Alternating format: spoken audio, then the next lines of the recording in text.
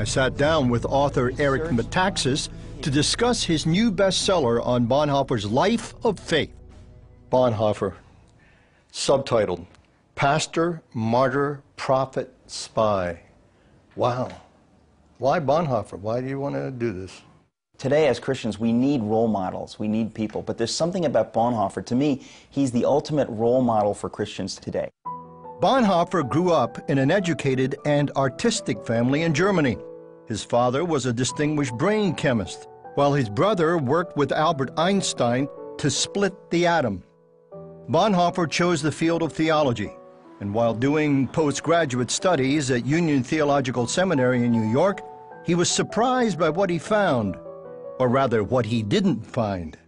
In New York, they preach about virtually everything. Only one thing is not addressed, or is addressed so rarely, I have yet been able to hear it, namely the gospel of Jesus Christ, the cross, sin, forgiveness, death, and life. Yeah. That sounds like today. That's 80 years ago he wrote those words about the state of mainstream Protestantism in New York City. While he didn't find sound theology in most of the churches in New York, he was inspired when he went to Abyssinian Baptist Church in Harlem. And for the first time in his life, he sees African Americans worshiping the gospel preached with fire, with power. Everything about it touched his heart, moved him, and so he went every single Sunday, not just to worship, but to teach Sunday school. I think he also taught some adult Sunday school, so he got very involved. White German in a black church at the beginning of the 1930s, right? It's amazing. Yeah. It's amazing. He really was gripped by the whole idea of the racism. Had foreknowledge, is almost like a prophetic insight into what was coming in Germany in regard to Hitler. He read it early out. I believe it was a prophetic insight. And it cost him. It always does. To try to tell the German church, what became the Reich Church, that Hitler was evil, nobody was buying this. No, it's a stunning thing to see how the churches and how the conservatives were co-opted and snowed by Adolf Hitler. Hitler was a genius in that he was profoundly cynical to the bottom, and he used the churches brilliantly. Bonhoeffer helped found the Confessing Church, which opposed Hitler and the Third Reich, primarily their anti-Christian and anti-Jewish stands. But even with the Confessing Church, Bonhoeffer was almost alone in recognizing the depth of the problem. He was always a step ahead and trying to rally them, and a few times he succeeded, but mostly he was alone. Bonhoeffer is reading the scriptures and trying to show his fellow Christians that in the church, there is neither Jew nor Greek, there's neither Jew nor Gentile. If a Jew wants to be a part of this church, we are obligated as Christians to welcome him in, to worship with him. This is the place, Bonhoeffer said, the church is the place where Jew and Christian stand together.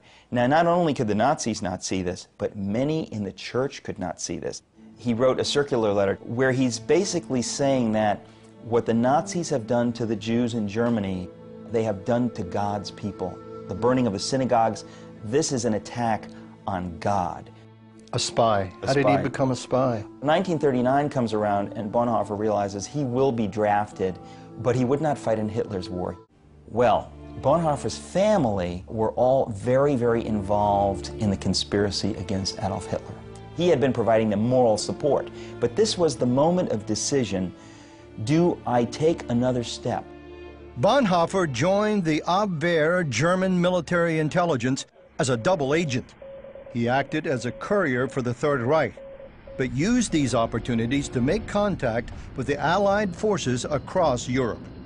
He had it absolutely resolved in his mind, philosophically, spiritually, biblically, that he could justify being involved in a direct assassination plot.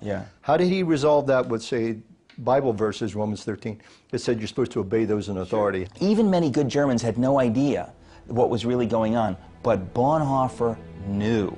And he thought, if I, as a Christian, am unwilling to get my hands dirty to protect scores of thousands and millions of innocent Jews, I will not be able to stand before a holy God. And to have some fussy theological argument about, well, do I do this? Sometimes God requires you in obedience to take action. But before the assassination plan could be carried out, Bonhoeffer was arrested and sent to Tegel military prison. He was involved in trying to get a number of Jews out of Germany to safety. Bonhoeffer was still in prison awaiting trial on July 20th, 1944, when the plot to assassinate Hitler failed. Now the entire conspiracy, which has been working for on and off for practically 10 years, is completely exposed. At that moment, of course, Bonhoeffer's days are numbered. Bonhoeffer was transferred to a Gestapo prison and then to a concentration camp. On April 9, 1945, with the sound of American guns in the distance, Bonhoeffer was executed by hanging under the direct order of Hitler.